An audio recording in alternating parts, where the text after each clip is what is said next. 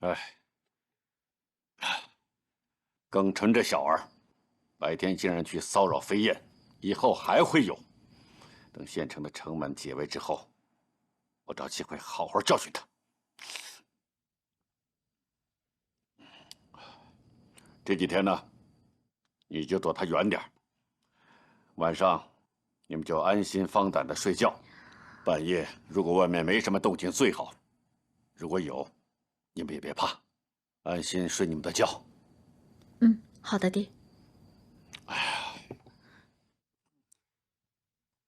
哎，师叔，你这么晚了还要出去啊？不在家里睡啊？我跟高泽还要巡城呢。嗯。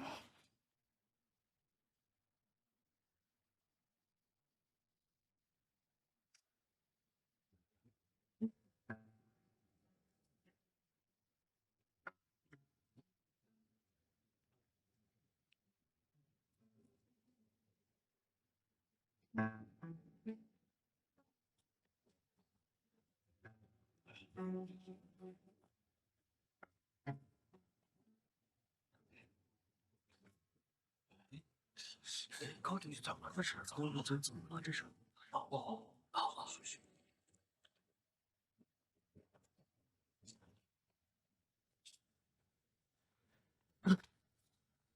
敌军进攻了，快迎战！喂，高县令，你做梦啊！一点事都没有。3天10几次攻城，没白天没黑夜的，援兵再不来，真扛不住了。他们会来的。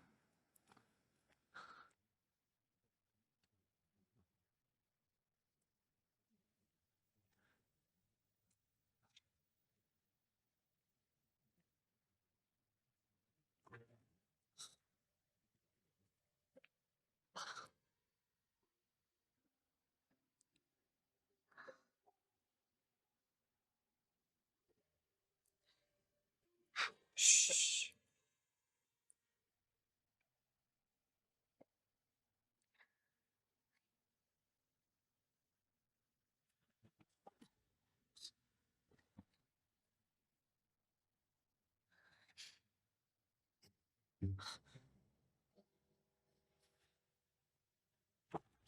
哟呀！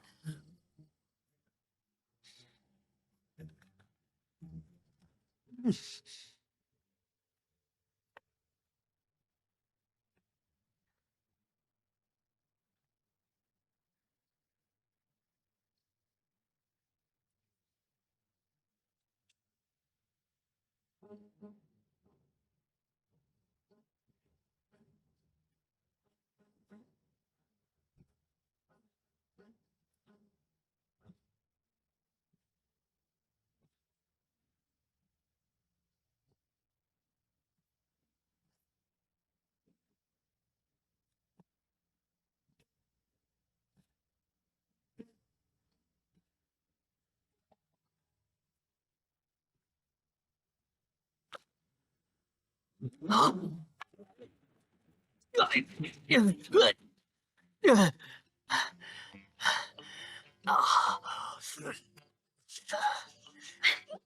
大黄，你现在真是越来越懒了，进门怎么都不叫了？不是。哎呀，你的声音不对啊，这么粗啊，是不是吃耗子了？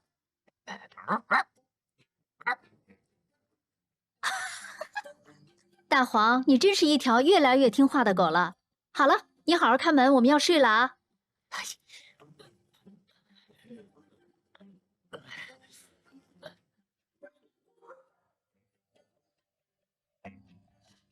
走了。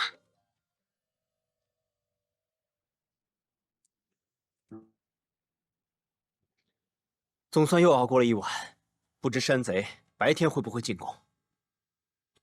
唉，无论子龙他们能否搬来救兵，今天他们都应该有所行动了。如果搬不来救兵，就他们5个人，能有通天的本事，也解不了真定之围啊！就算子龙他们招来几百人，也只是抱薪救火呀。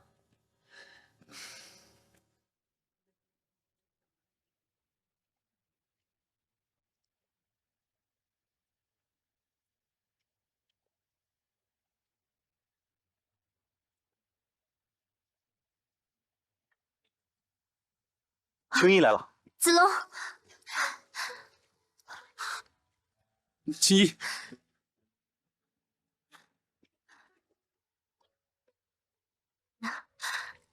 子龙，实在不行，我再去找我爹，求他派兵来支援你们。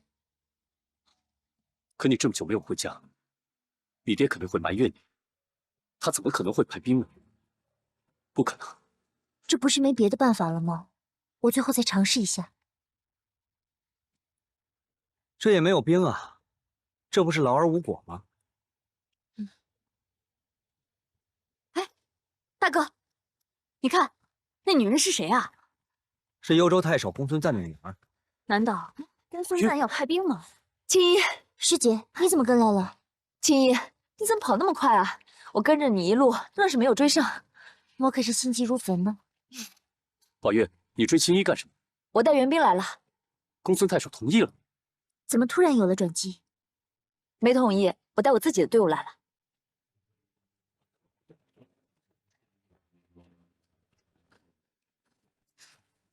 真定，有希望了。这么多女人喂，看啥呢？啊？你说谁呢？小姐，大家辛苦了，带着大伙在旁边休息一下。诺，小姐，来吧，这边休息一下。诺。真是英姿飒爽啊！那后面的队伍什么时候来？哪还有别的队伍啊？这都是我全部的家当。这是所有的援兵。虽然这些队伍呢是我带领的，但是要想出幽州，还得我爹同意才行。所以我费了好大的劲儿，托了我爹的兵符，才把他们带出幽州的。一共多少人50人，加我和平儿，一共52人。如果再加上我们5个，一共是57个。可是贼兵有3000人。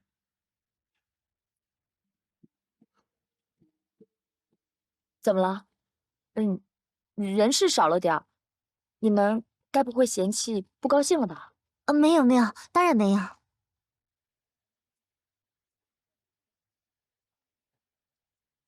子龙，你不会也嫌弃了吧？怎么可能？我在想，现在城内的情况已经非常严重，以我们现有的兵力，这个仗该怎么打？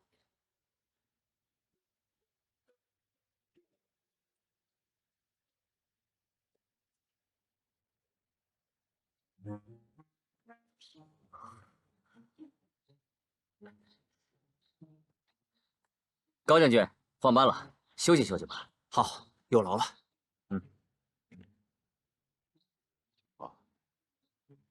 天冷了，留给你暖暖身子吧。哎，别喝太多，很烈的，喝多了像你这样的年轻人会经不住的。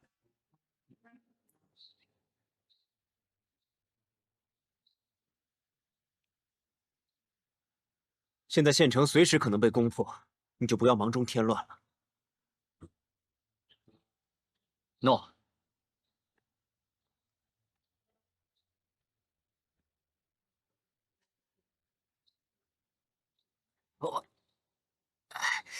走。时间过于紧迫，咱们只能凭借当下的50多个人背水一战，因为咱们的兵力和山贼相差甚大，要想有胜算，只能用破袭之战。破袭之战。对。子龙，不管是什么战，我相信你的打法肯定行，直接下命令吧。现在呢，你们该做的就是吃饱、喝足、睡大觉，其余的什么都不用管。睡觉？子龙，现在城防已经很危急了，你还让大家睡大觉，你这不是开玩笑吗？破袭之战，图的就是快、准、狠，要把敌人打得措手不及。晚上用是最好的。子龙他现在的兵法是越来越娴熟了，大家听子龙的，没错的。上次就是子龙用计击溃了刘匪，帮我一解幽州之围，我们就听他的。子龙是我们的大元帅。子龙，是不是设法跟城里联系一下，通知李叔和高泽，让他们安心，也让他们知道我们马上就会有行动。你这么一说，还真是。不过要通知的，不是师叔，更不是高泽，应该通知的是山贼才对。通知山贼？对。子龙，你这葫芦里又卖的什么药啊？好了，通知贼兵这个事儿，交给周大哥和严城了。来，我和你们两个说一下。都不说话了？嗯，凭什么话那么多？该说的说不说，不该说的说。都多久了？啊！一群没用的东西！大哥，找到了。什么？地道！地道找到了，快讲！正如我所料，这真定县真的有地道。我先派人进去看看是不是有塌方。等咱们进去的时候，不能出现任何差池，务必得让它保持通畅。二弟言之有理，这件事还需谨慎才行。是。好消息，二哥找到地道了啊！找到了，一定能拿下真定了。拿下真定，拿下真定。嗯。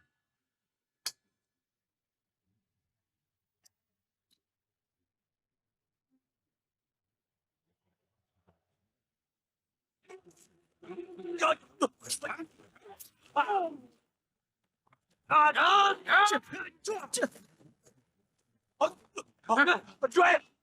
报！大哥，有人闯营，是真定县的官兵突围了。不是真定县，不是真定县内部官兵，是外边的。他们要突破咱们的防线，接近县城了。来了多少人？就来2个，就2个。对。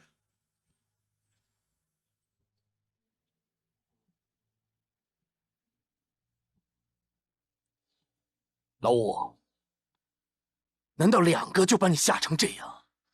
你以前没打过仗啊？要是来2万的话，还不把你活活吓死？大哥，不是，你不知道，那2个家伙太厉害了，已经杀了咱们好几个兄弟了。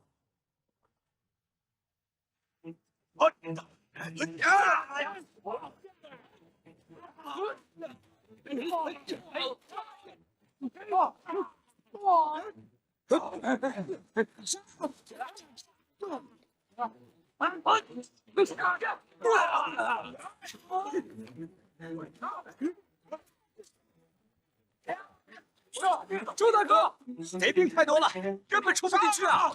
此处距城已经不远，我把书信设进城去。接头。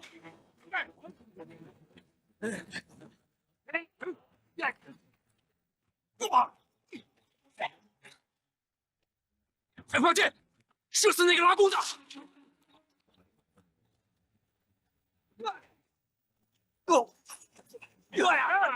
周大哥，剑书。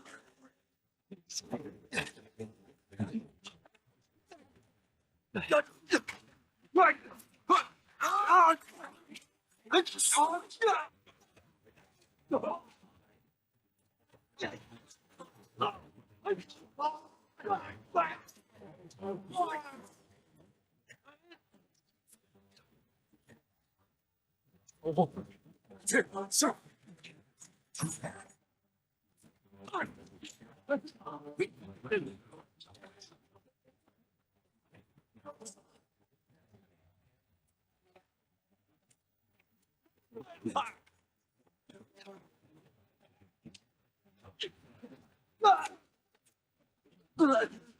周大哥，周大哥，别管街了，快走！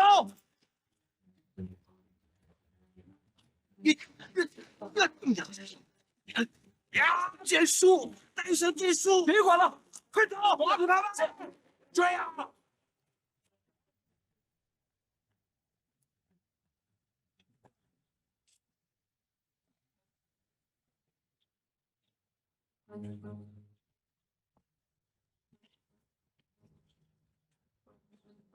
大哥，这是幽州太守公孙瓒写给高泽的，上面说收到了高泽的救援信息，2日之内就会整骑兵马杀过来。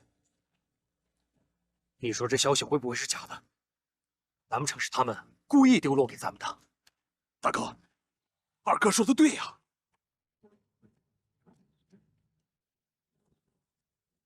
不管是真的还是假的，我们得抓紧时间攻下真定县。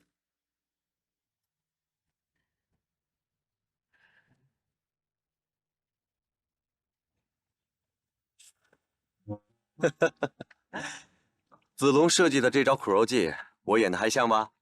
周大哥，你演的太像了，我还以为你真的中箭了呢。是这个救了我。贼兵有3000多个人，围困真定已经很多天了，但是也没有攻下。看来他们现在早已经人心惶惶，心浮气躁。当然，他们更是担心夏侯杰、公孙瓒、韩馥任意一个诸侯前来救援。咱们向山贼透露大军将至，他们从心里自然而然就会恐惧。我们只有几十个人，没有本事一下子吞掉他们，真要硬拼，肯定不行。目的不是要击溃他们，大战以前，先吓一吓他们，也未尝不可。子龙，你真是3天不见，当刮目相看了。你越来越鬼滑头了。不过这样也好，可以打胜仗。看来我的眼光没错。哎，以后你跟着我们打仗吧。过奖了。师姐啊，你可别夸他，一夸他就上天了。再说我已经打算好了，回头让子龙跟着我爹，他以后可能没有过多机会帮你们了。那怎么行呢？我已经向我爹推荐子龙了。师姐，看来你是晚了一步。你只是打算，还没开口吧？哎，子龙，我正式邀请你。你这不是明摆着抢人吗？人才嘛，当然要抢了。师妹莫怪。师姐，哎，两位郡主，这大敌当前呢，不如先打完眼前的仗。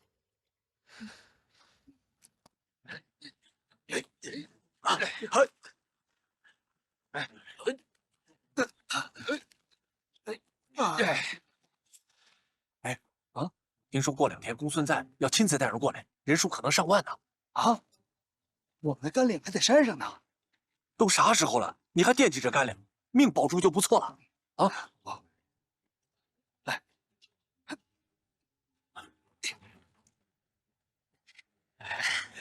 哎，听说了吗？啊，过2天公孙瓒可是这点兵打过来了。啊，不会吧？什么不会？没准他们把咱们这儿给剁了。那打过来，咱们小命不就没了吗？不得死！走吧。听说过2天幽州兵要过来支援了呀？你说什么？我这还没娶老婆呢，都说干完这一片回家呢。哎呀，还娶老婆呢，保小命要紧。那要不然咱们逃走吧？有机会赶紧走吧。公孙太守要派兵来的假消息，肯定已经让山贼们人心惶惶，很多人都已经不战自溃了。难道他们已经受到影响了？对，咱们要趁这个机会，黎明时分发起总攻，先烧了贼兵的粮草库，然后直捣杜绝的大仗。这样一来，真定之围差不多就可以解了。哎，大哥，贼兵的粮草库找到了吗？准确的位置并没有找到，不过它大致的方向我已经摸清了。杜绝这一次把粮草库藏得很隐蔽，他应该是担心粮草库被偷袭，应该派了更多的士兵来把守。既然多了很多人，自然而然多了很多白锅做饭。我今天观察天空中几股比较大的炊烟，除了贼兵营寨中最大的一股之外，山根前还有一股比较大的。我敢断定，贼兵的粮草库就在那里。啊！大哥，二哥，老五，里面什么情况啊？哎呀，真的好，快说！哎，大哥，你看这个地道口，直接通到了县城里边，而且这里边没有塌方，也没有堵塞，最好的是2个人能够并排奔跑。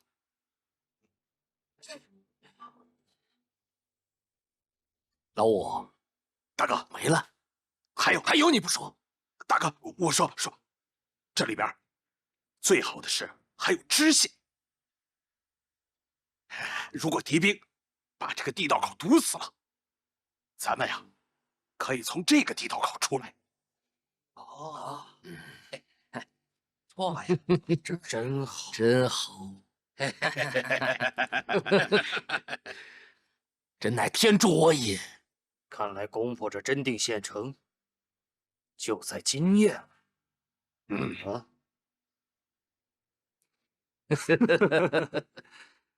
二弟，黎明时分，你坚守营寨，我要亲自带精兵，从地道攻入县城。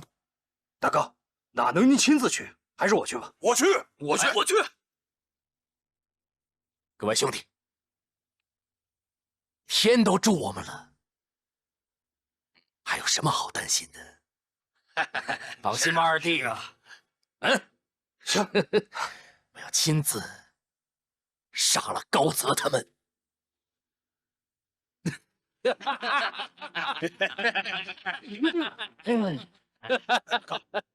那我呢？呀，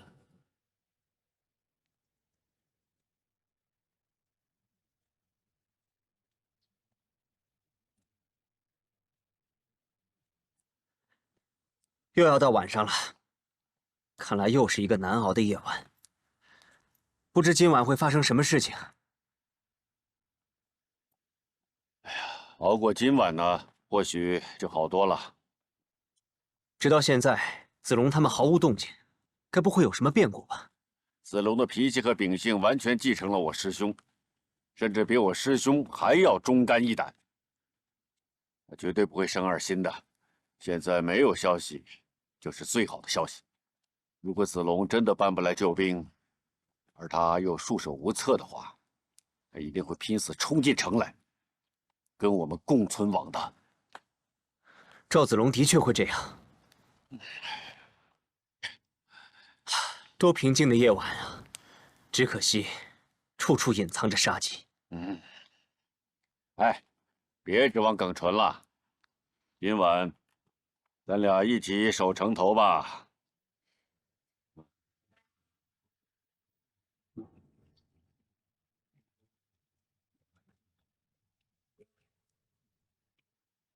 哎，一个小小的真定县，我们都打了几天了，还没给打下来。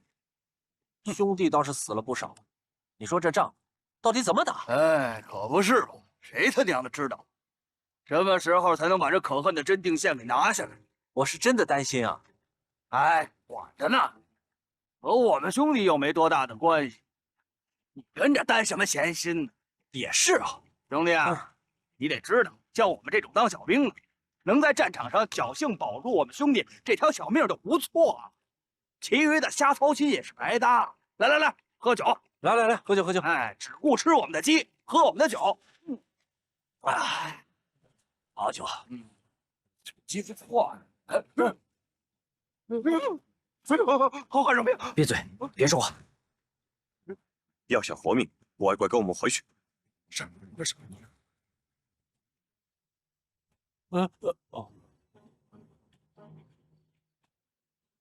你们2个人是开粮草库的吗？是将军。共有多少人？大概有500人。平日里戒备如何？其实这平日里也没什么特别的戒备，因为这里比较隐蔽，所以料想你们是无论如何也找不到的。要不然我们2个怎么敢跑这么远的地方去烤鸡喝酒去？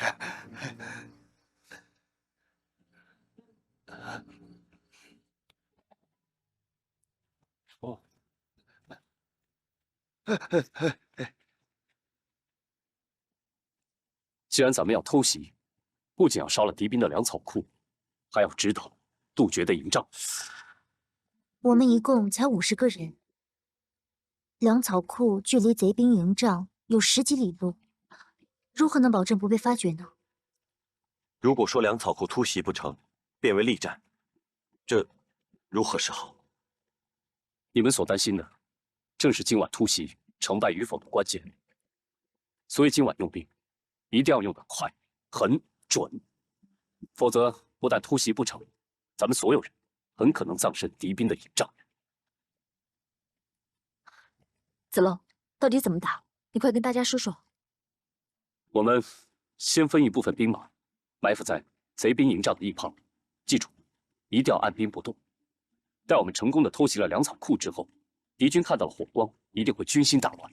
这个时候，伏兵突袭贼兵的营帐，这样一来，不仅可以把敌人打一个措手不及，还可以给他们制造一种假象，以为是公孙太守的援兵到。啊，此计甚妙。只是我们的人手实在太少，恐怕兵力不好分配吧。我和严城带10个精锐骑兵突袭粮草库。周大哥，你带着宝月、师妹，还有其他人，等待时机，以粮草库的火光为号，立刻发起攻击，不得有误。好。你们袭击粮草库才10个人，是不是太少了？此战不在于杀多少人，关键是要烧掉粮草库，人不宜多。这样，大伙休息片刻，一会儿咱们分头行事。嗯，好。好。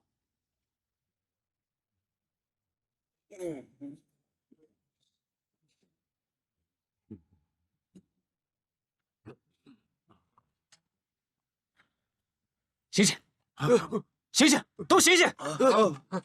哎呀，没用的，怎么回事啊？他们也好几天没睡觉了。是啊。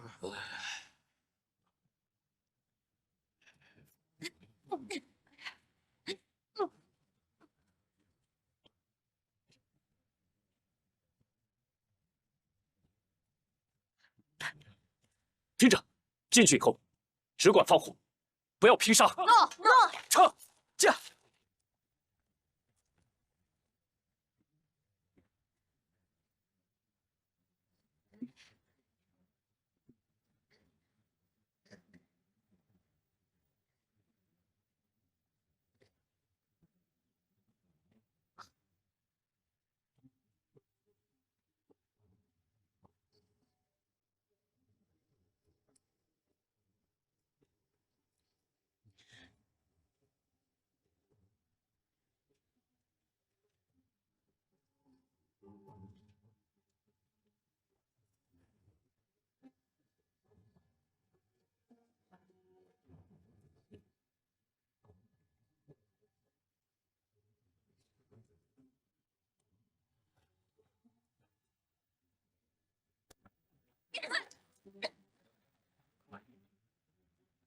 哎，我救火了！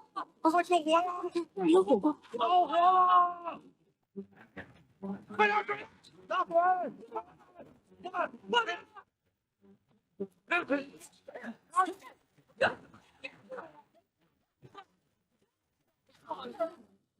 子龙得手了。咱们也应该动手了。准备行动。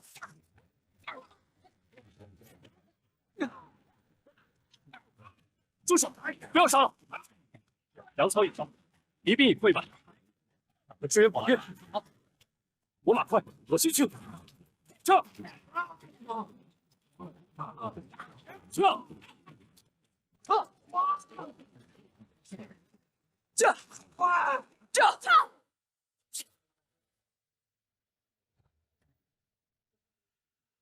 二哥，二哥，不好了，出大事了！怎么了？可能是公孙瓒带着他的军队已经打过来了。公孙瓒，撤！要撤！撤！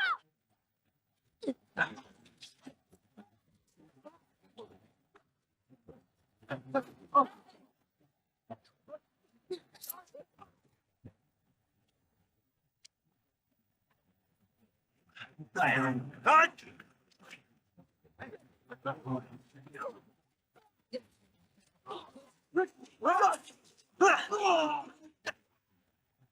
弟们，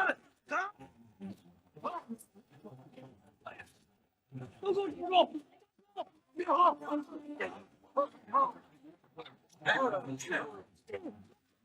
你别吼我是谁？小古人把都给我顶下去！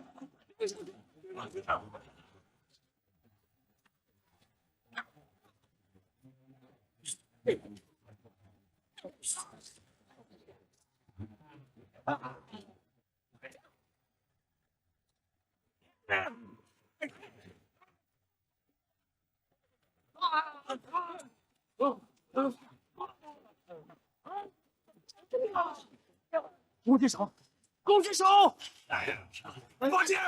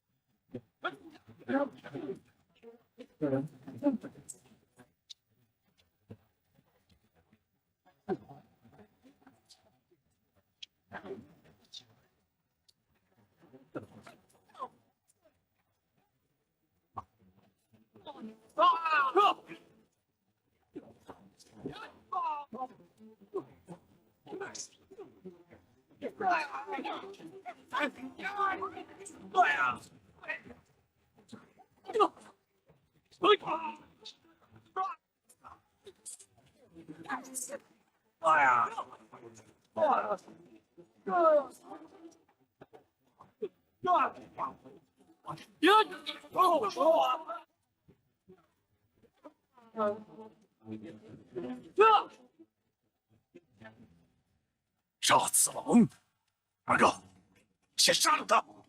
呀，老五！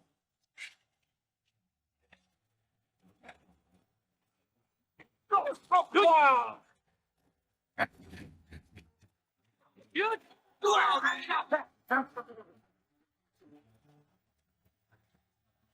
怎么要逃？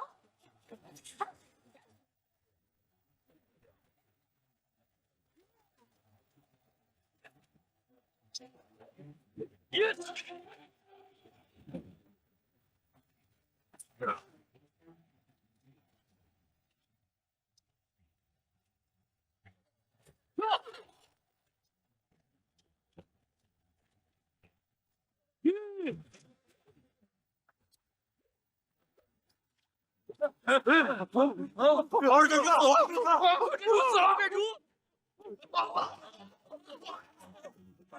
快跑！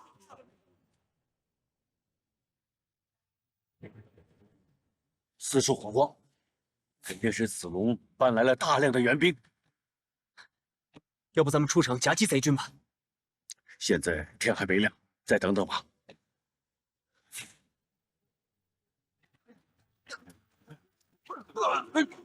没事吧？怎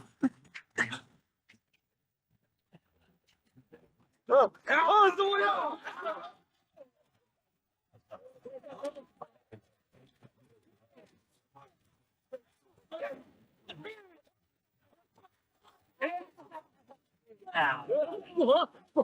杜绝从地道攻上来了。罗神令，你受伤了，赶紧去疗伤，这里我顶着。快走啊！走，别笑我，辛苦你。好，就走啊。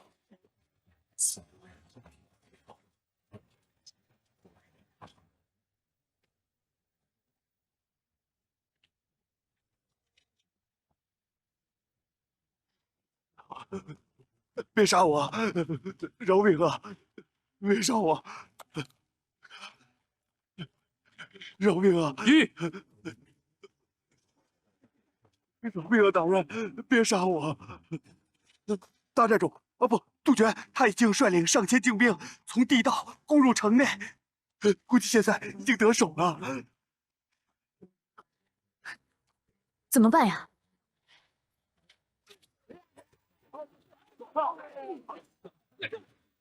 把这门打开！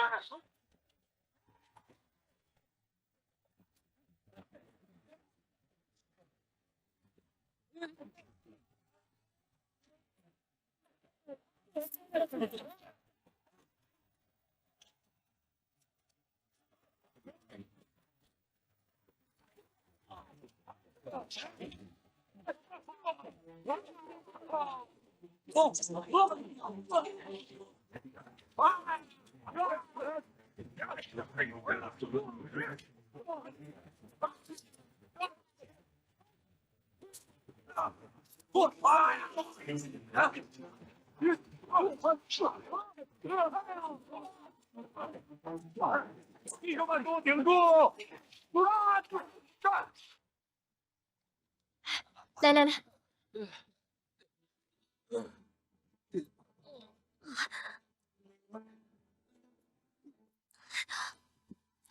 你来帮我。好，我来。你们两个快去帮忙，快给我布。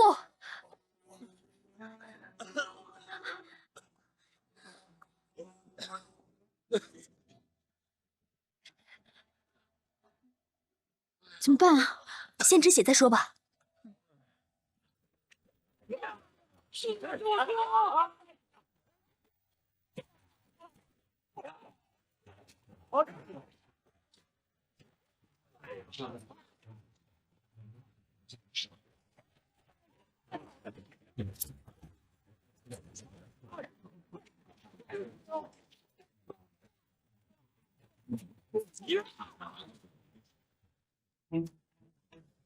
不要追了，先救我们的人。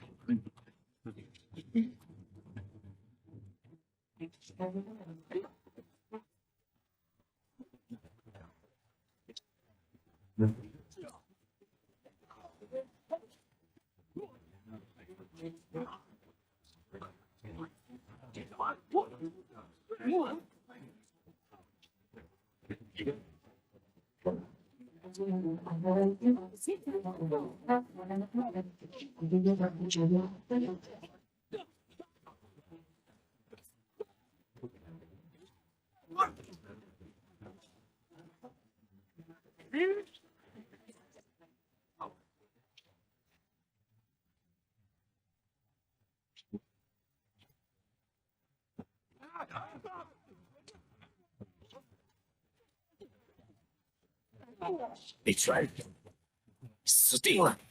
来人，赶紧把他给我杀了！高泽、冈纯一并杀了！杀！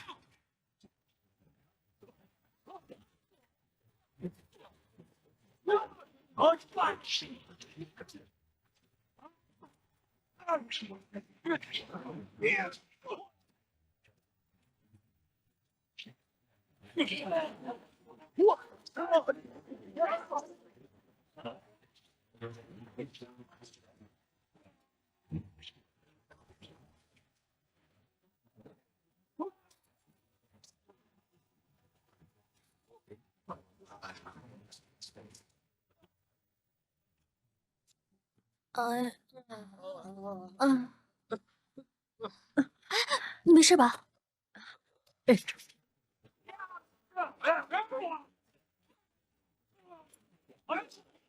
我皇子龙来也！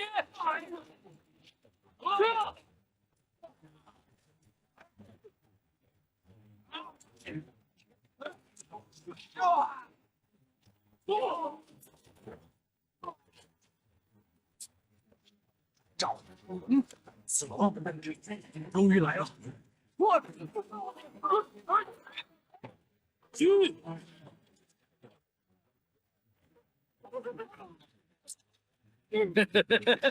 来的正好。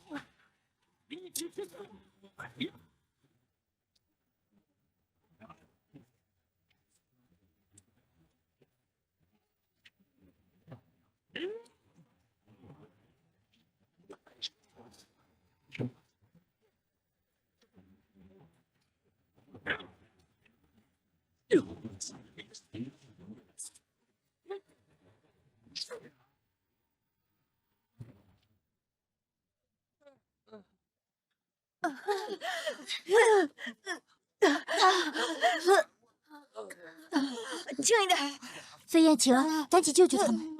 女兵，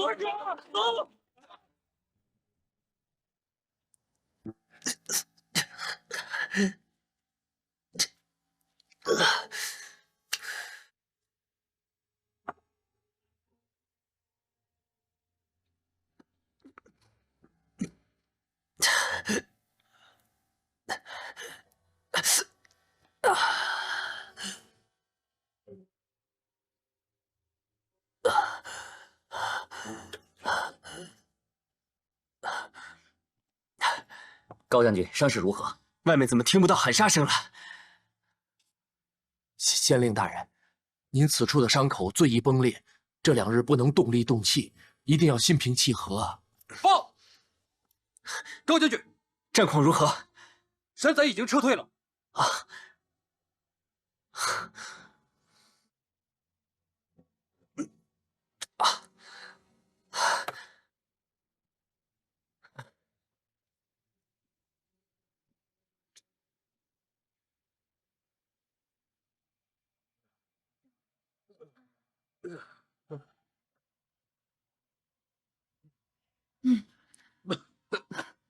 赵大哥，子龙，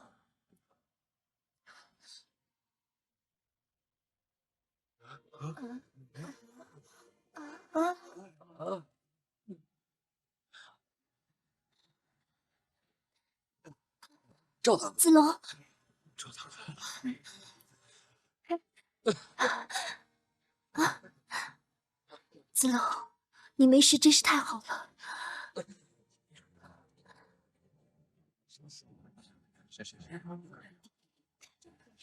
还吃什么？这次在这就给我吃。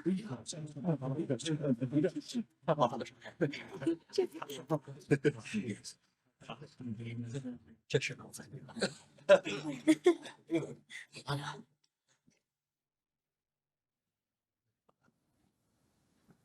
乡亲们，你们受累了，山贼已经溃败了，我们的家乡保住了，我们赢了！我们赢了！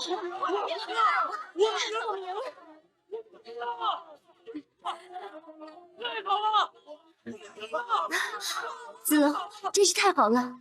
我就知道，无论别人怎么说，我始终相信你一定会成功的。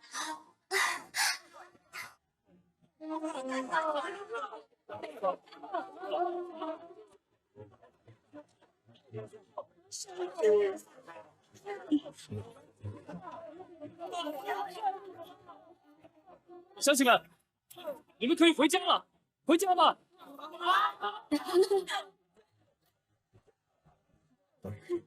回家。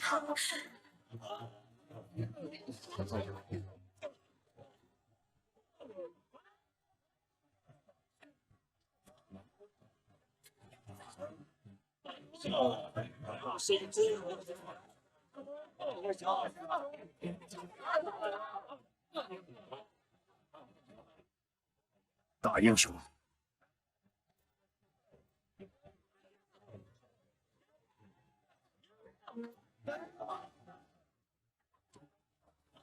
乡亲们，听我说，这一次的胜利，不是我赵云一个人的，是你们所有人的功劳。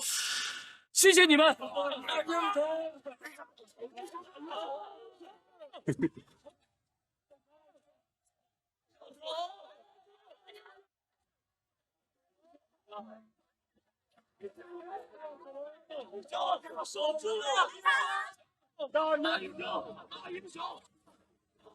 小姐，动心了吧？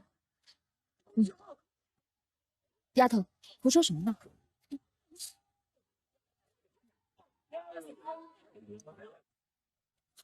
咱们出血又出力，独守县城不失，反而让赵子龙捡了这么大个便宜，他反而成了老百姓心目中的大英雄。这下可好了，咱们家小姐往后更得高看他一眼。高将军，不是我泼你的冷水，就我的观察，我家小姐现在整个人、整个心、整个魂都被这小子给迷住了。我跟你打赌，他以后还会千方百计的找各种借口留在他身边的。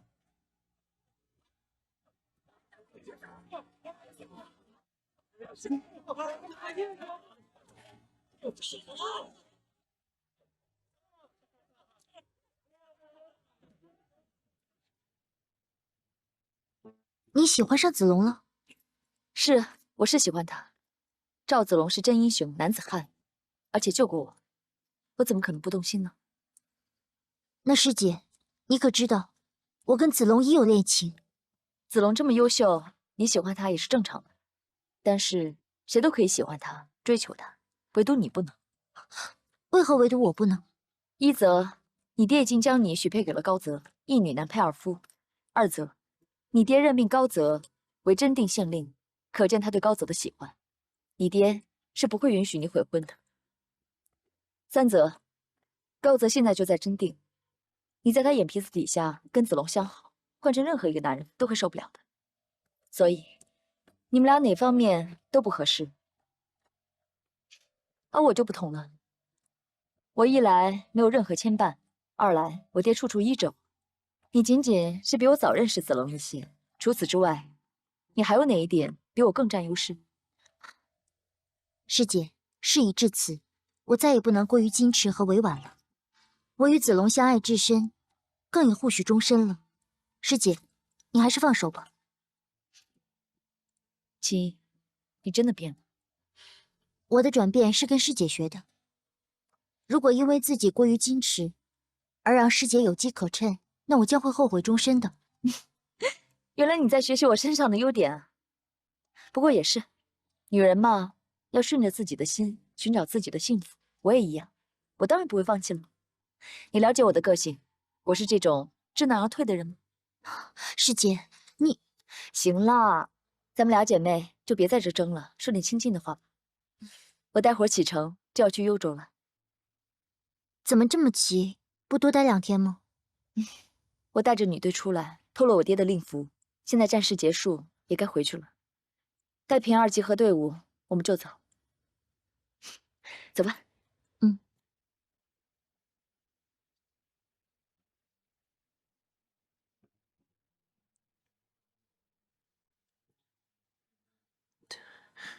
哎，高将军，每次我痛斥赵子龙那臭小子的时候，你都一副若无其事的样子。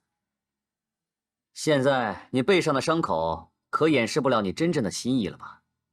看样子，你早就对赵子龙恨之入骨了吧？为何你还一再纵容他如此的猖狂？县令大人，您不能动气。我再嘱咐您一遍，这2日您千万不能动力动气啊！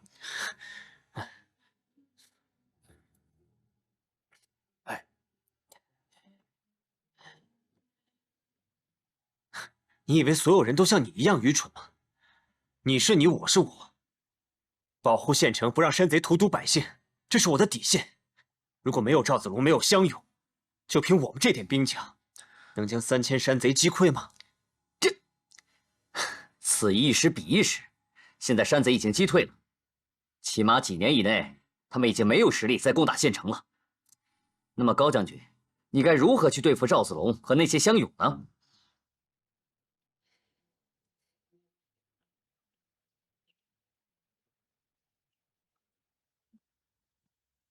青衣，青衣师妹，保卫爱情要比保卫真定困难得多，你可得小心了。这一次我是无暇在真定待下去了，下次要是有机会，我还是会回来的。哪怕有人说我是纠缠，我也会回来的。除非你们俩正式结为夫妻，否则我绝对不会放弃。子龙，我走了。师姐珍重，一路珍重。你们珍重，我还会再回来的。这样。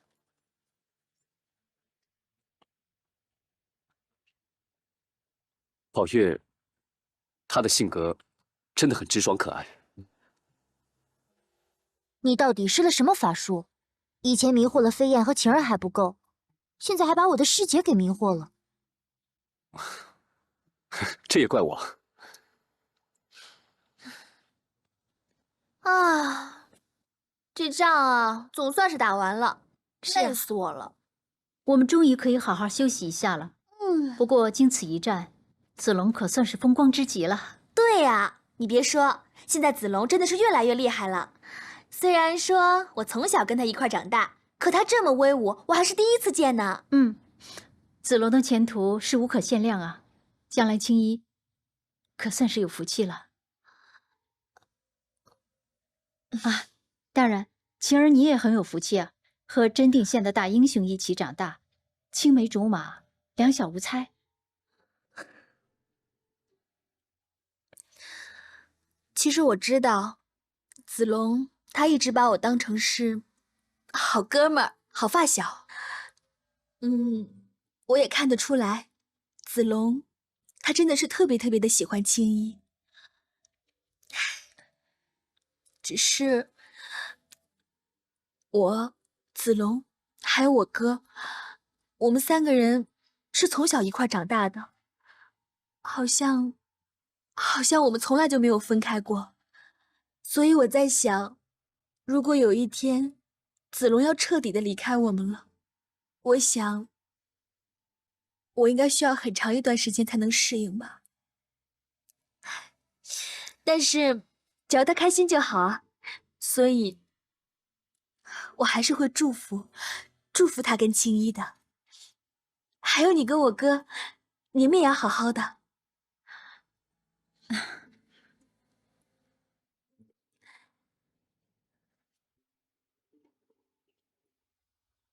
我的赵大英雄在想什么呢？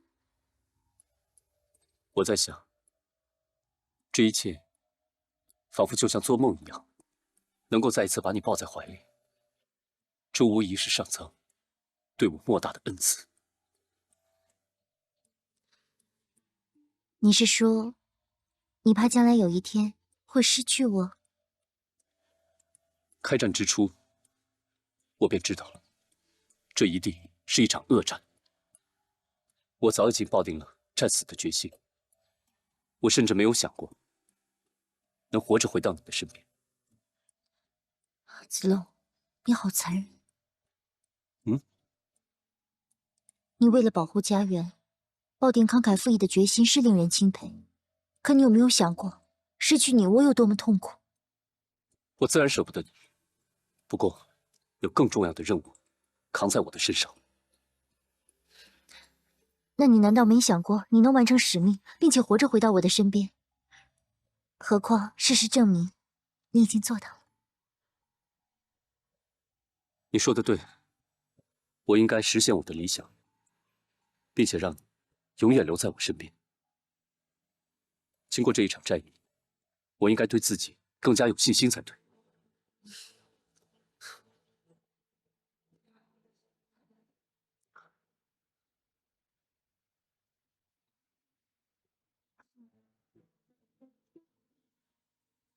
怎么了？没事。不，肯定有什么心事瞒着我。到底什么事啊？哎，我们不是曾经说过要彼此坦诚吗？虽然我说服了你，却怕自己做不到，说不定我会离开你。为什么？我已经答应了耿吹，一旦陪你打赢了这场战争，就必须回家去了。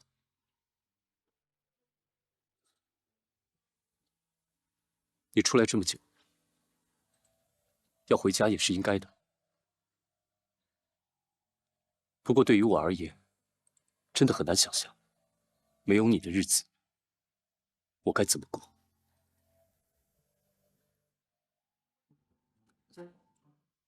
听到你这么说，我就满足了。别急，给我些时间，我会想办法争取多1天，哦不，哪怕多1个时辰也是好的。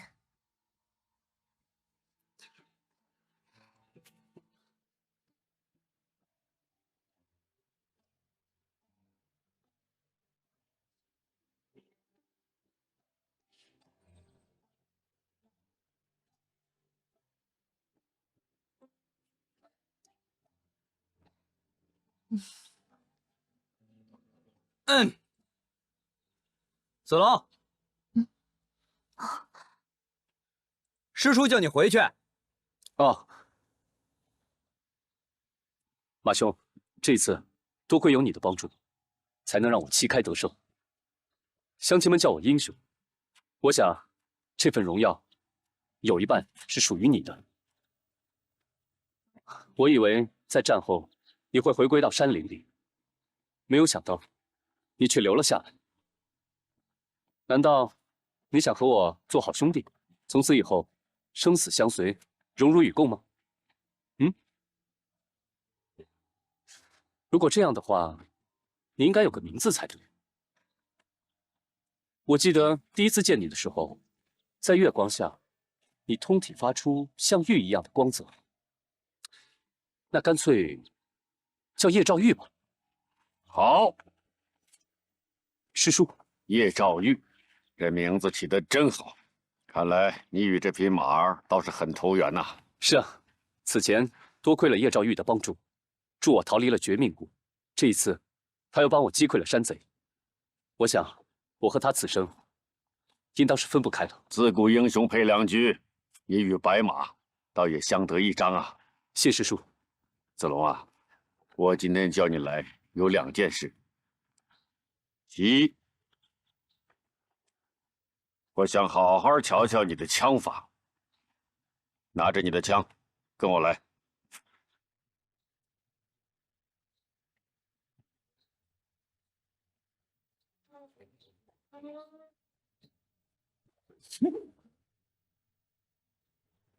站枪！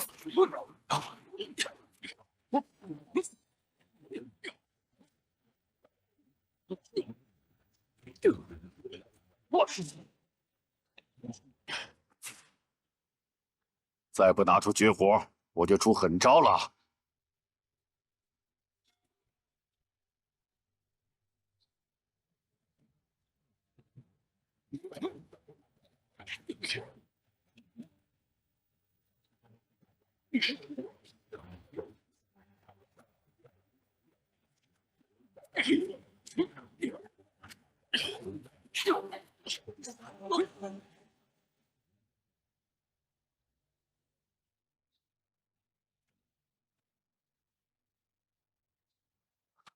师叔，请师叔恕罪，我下意识中使出这样的招数，子龙不应该。这就更不对了。什么不对？这几天你跟山贼相斗，你的枪法宛如我师兄和我的套路，但又不完全像。起初我并没在意，以为你是悟性极高，在我们教授的基础上又有所创新。但你后来又告诉我，这些大部分都在绝命谷底学到的。难道那个野人跟你师爷师出同门？从来没有听说过你师爷还有其他同门。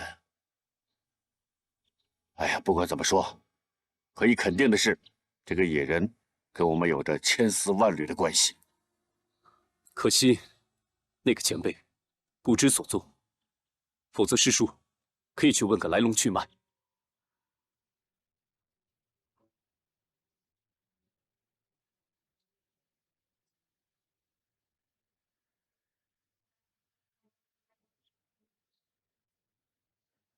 对了，子龙，我曾经3令5申，不让你跟青衣有那方面的交往，你可曾遵守？跟我进屋里来。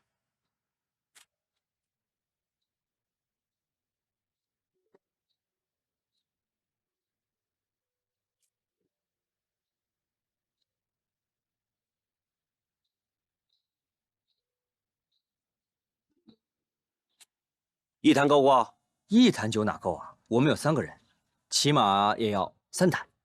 好，我给你4坛，分文不取，正好犒劳我们县城的英雄。行，那谢谢老板了。来，